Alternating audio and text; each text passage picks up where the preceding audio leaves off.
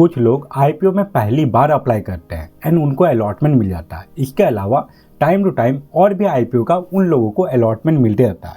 But कुछ लोग ऐसे भी हैं जो कि सालों साल से आईपीओ में अप्लाई कर रहे हैं बट उनको अभी तक एक बार भी किसी भी आईपीओ का अलॉटमेंट नहीं मिला। तो अगर आप भी वैसे लोगों में से हैं जिनको कि अभी तक एक बार भी अलॉटमेंट नहीं मिला एंड मोस्ट प्रॉब्ली आपको आईपीओ ना मिलने का सिर्फ और सिर्फ दो वजह हो सकता है। पहला ये कि अगर कोई आईपीओ में बहुत ज़्यादा बीडिंग हुआ है तो वहाँ पे आपका लक भी काम करता है। आप एक तरफ से बोल सकते हैं कि किसी भी आईपीओ में बहुत ज़्यादा बीडिंग हो जाने के बाद लॉटरी सिस्टम से उसका अलॉटमेंट मिलता है। बट अगर आप लगातार कई आईपीओ में अप्लाई कर रहे हैं तो वैसे कंडीशन में आपको 1 से 2 बार तो अलॉटमेंट मिलना ही चाहिए। एंड अगर आपको कभी भी अलॉटमेंट नहीं मिला तो फिर यहाँ पे आता है दूसरा फैक्टर कि आपका जो एप्लीकेशन है वो पहले ही रिजेक्ट कर दिया जा रहा है। एंड इन केस अगर आपका एप्लीकेशन रिजेक्ट नहीं हो रहा फिर भी अगर आपको अलॉटमेंट नहीं मिला तो फिर चांसेस है कि जो सही तरीका है मतलब कि जो बेस्ट वे है किसी भी मेन बोर्ड आईपीओ या फिर एसएमई आईपीओ में अप्लाई करने के लिए आप वो रूल फॉलो नहीं कर रहे।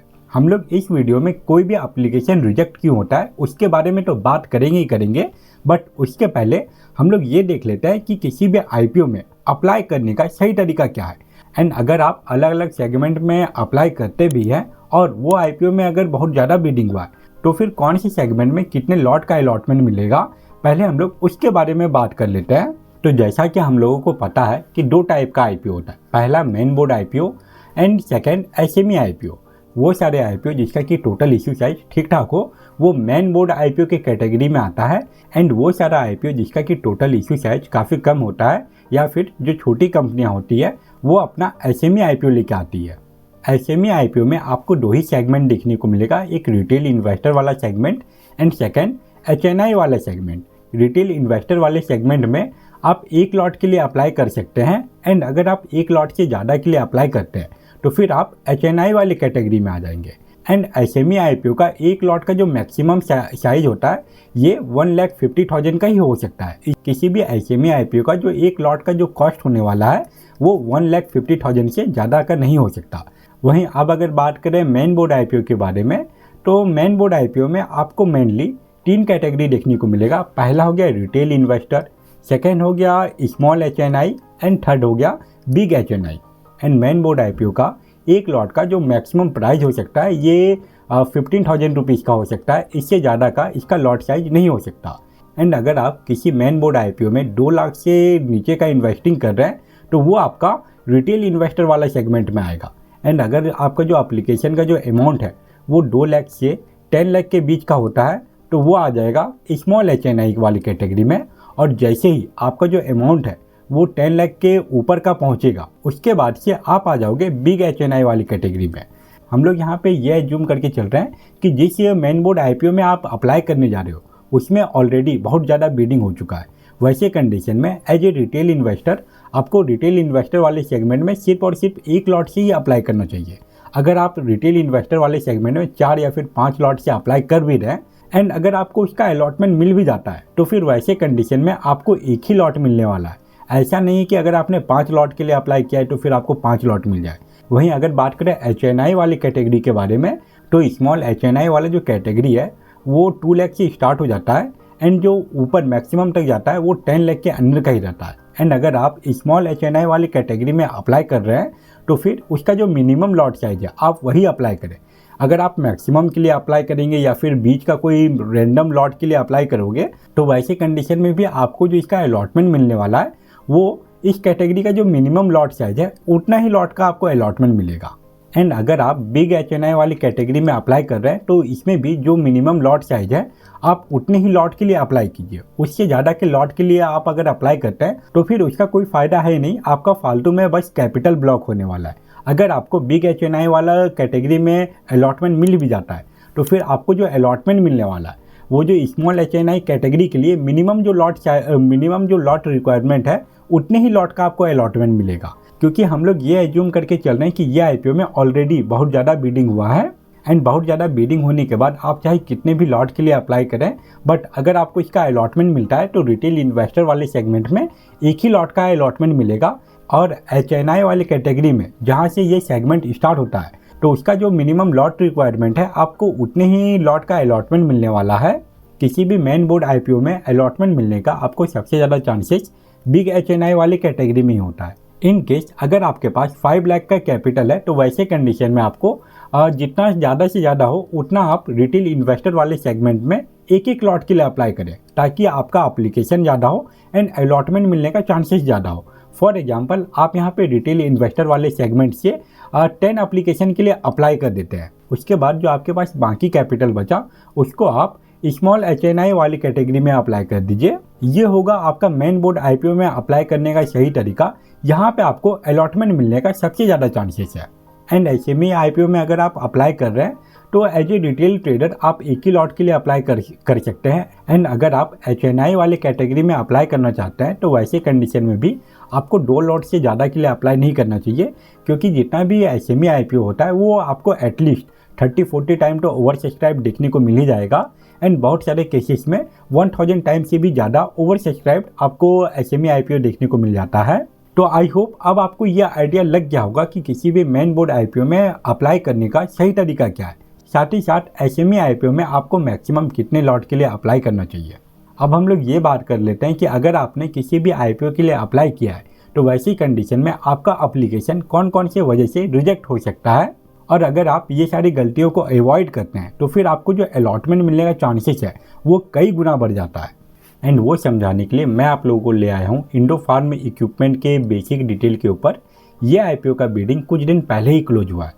एंड यहाँ पे अगर हम लोग इस आईपीओ के प्राइस बैंड के ऊपर बात करें तो इसका जो लोअर रेंज है ये हम लोगों को 204 रुपीज़ का देखने को मिलता है।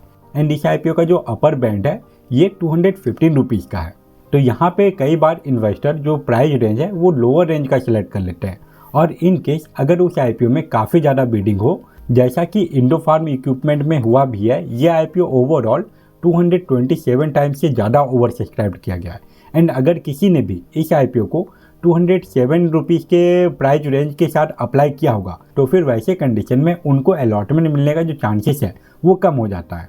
अगर आप मेन बोर्ड आईपीओ में रिटेल इन्वेस्टर वाले सेगमेंट से अप्लाई कर रहे हैं तो फिर आप जो इसका कट ऑफ प्राइस है वो सिलेक्ट करें। इसके अलावा अगर आप एचएनआई वाले कैटेगरी से अप्लाई कर रहे हैं तो उस आईपीओ का जो अपर प्राइस बैंड है आप उसी को सिलेक्ट करके अप्लाई कीजिए, ताकि आपको जो इसका अलॉटमेंट मिलने का चांसेस है वो इंक्रीज हो जाए। ये तो हो गया एप्लीकेशन रिजेक्ट होने का पहला रीजन। वहीं अब अगर बात करें सेकेंड रीजन के बारे में, तो अभी के टाइम पे एक इन्वेस्टर के पास बहुत सारा डिफरेंट ब्रोकर अवेलेबल है जिसके थ्रू वो ट्रेडिंग कर सकता है या फिर आईपीओ में भी अप्लाई कर सकता है। एंड अभी इस टाइम पे अगर कोई स्टॉक मार्केट में इंटरेस्टेड है तो चांसेस है कि उसका आपको जेरोधा में भी डीमेट अकाउंट देखने को मिल जाए, एंजल वन में भी देखने को मिल जाए। साथ ही साथ आप स्टॉक पे भी वो अपना डीमेट अकाउंट खुलवा के रखा होगा। एंड जब वो आईपीओ में अप्लाई करने जाता है तो इन केस वो पहले जेरोधा के डीमेट अकाउंट से आईपीओ के लिए अप्लाई करता है। एंड इन केस उसके पास अभी भी कैपिटल बाकी है तो वो क्या करता है कि अपना जो एंजल वन का या फिर अप स्टॉक का जो अकाउंट है उससे भी आईपीओ के लिए अप्लाई कर दिया, और साथ ही साथ एंजल वन के भी डीमेट अकाउंट से आईपीओ के लिए अप्लाई कर दिया। यहाँ पे वो अलग अलग डीमेट अकाउंट से तो अप्लाई कर रहा है, बट सभी डीमेट अकाउंट में जो पैन कार्ड नंबर है वो सेम पर्सन का ही पैन कार्ड लिंक है। तो ऐसे कंडीशन में एक ही पैन कार्ड से मल्टीपल एप्लीकेशन आने की वजह से उसका एप्लीकेशन 100% रिजेक्ट होने वाला है। तो अगर आप अलग अलग डीमेट अकाउंट से अप्लाई करते हैं आईपीओ में तो फिर मेक श्योर कीजिए कि हर एक अलग अलग डीमेट अकाउंट में अलग अलग पैन कार्ड जुड़ा हो। अदरवाइज अगर एक पैन कार्ड से मल्टीपल एप्लीकेशन जाता है तो नो डाउट आपका एप्लीकेशन रिजेक्ट ही होने वाला है। वहीं अब अगर बात करें थर्ड पॉइंट के बारे में, तो ये एक छोटा सा इश्यू है, बट इसके वजह से भी कई बार आपका एप्लीकेशन रिजेक्ट हो सकता है। कई बार ऐसा होता है कि आपका जो पैन कार्ड में जो नेम है एंड जो डीमेट अकाउंट में जो नेम है वो डिफरेंट हो जाता है। एंड इसको अवॉइड करने के लिए जब आप अपना डीमेट अकाउंट खोल रहे हैं उस टाइम ही आपको ध्यान देना चाहिए कि आपका पैन कार्ड का नेम, डीमेट अकाउंट का नेम, बैंक अकाउंट का नेम, सभी में जो नेम है वो एक दूसरे से मैच करे। अदरवाइज जब आप आईपीओ के लिए अप्लाई करेंगे तो वैसे कंडीशन में कई बार आपका एप्लीकेशन रिजेक्ट भी हो जाता है। एंड फोर एंड आखिरी पॉइंट है आपका टाइमिंग। अगर आप किसी भी आईपीओ में लास्ट डे के आखिरी आवर में अप्लाई करते हैं तो वैसे कंडीशन में अगर आपका जो कैपिटल है वो शाम के 5 बजे तक अगर ब्लॉक नहीं होता तो फिर आपका जो एप्लीकेशन है वो चांसेस है कि रिजेक्ट हो जाए। एंड अगर आप किसी भी आईपीओ में आखिरी दिन ही बीडिंग करने वाले हैं, आप ये चाहते हैं कि पहले ये आईपीओ में 2 दिन बीडिंग हो जाए, सेकंड दिन के बीडिंग के बाद इस आईपीओ का क्या जीएमपी चल रहा है, साथ ही साथ सेकंड दिन के बीडिंग के बाद इस आईपीओ में टोटल ओवरऑल कितना बिडिंग हुआ है, वो सबको देखने के बाद ही आप अगर बिडिंग करना चाहते हैं तो आपके लिए बेस्ट ये होगा कि जिस दिन इस आईपीओ का बिडिंग क्लोज हो रहा है उस दिन का मार्केट आवर में ही आप आईपीओ के लिए अप्लाई कर दें। मतलब कि 3 बजे के पहले ही अगर आप आईपीओ में अप्लाई करते हैं तो फिर चांसेस है कि आपका टाइम से पहले आपका जो बैंक अकाउंट का जो कैपिटल है वो ब्लॉक हो जाए एंड आपका जो एप्लीकेशन है वो रिजेक्ट होने का चांसेस यहाँ पे कम हो जाता है। अगर आप ये सारे मिस्टेक को अवॉइड करते हैं तो आपको अलॉटमेंट मिलने का चांसेस इंक्रीज हो जाएगा। एंड जैसा कि मैंने आप लोगों को स्टार्टिंग में बताया कि कौन से सेगमेंट में कितने लॉट के लिए अप्लाई करना चाहिए, अगर आप ये सभी चीज़ों को फॉलो करते हैं तो वैसे कंडीशन में आपका जो अलॉटमेंट मिलने का जो चांसेस है वो काफ़ी ज़्यादा बढ़ जाता है। साथ ही साथ अगर कोई अच्छा आईपीओ आया है एंड उसमें बहुत ज़्यादा बिडिंग हो चुका है तो वैसे कंडीशन में आपका लक फैक्टर भी काफ़ी ज़्यादा मैटर करता है। बट सबसे इम्पॉर्टेंट ये है कि आपका एप्लीकेशन रिजेक्ट ना हो एंड आप सही तरीके से आईपीओ में अप्लाई करें।